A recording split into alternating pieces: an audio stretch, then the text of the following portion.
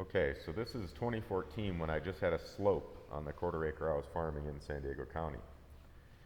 Slope is pretty steep, nothing would grow, and it would definitely erode as it already has, and it eroded into that stucco wall.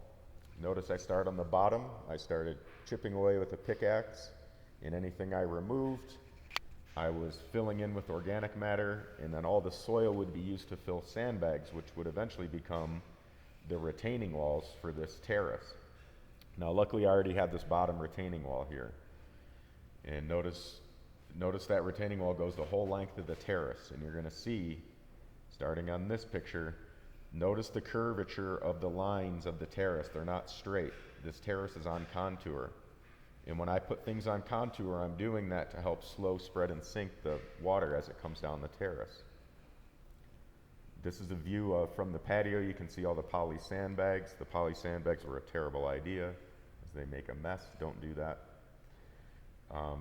Again, notice the curvature. Notice the mulch on the bottom shelf. The mulch was used to hold moisture for the lettuces and greens that would eventually grow there.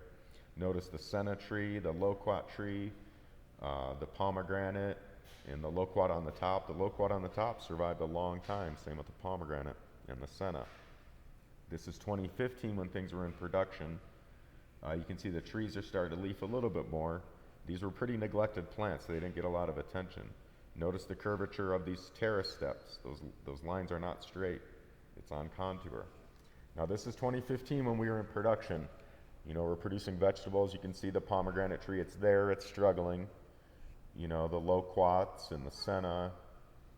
And I'm pointing out this row, which is glass gem corn at the time.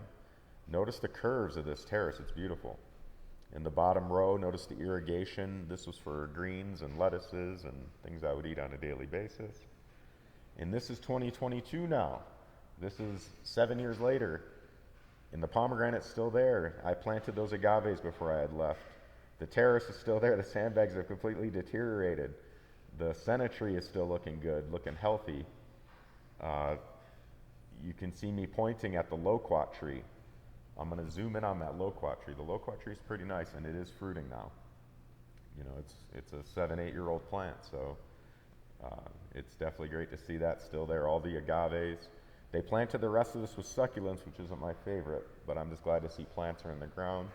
There's garden boxes here on the bottom shelf as I started putting in as I was starting to lose greens to gophers, and that makes it easier to plant things if you put hardware cloth on the bottom of those planter boxes.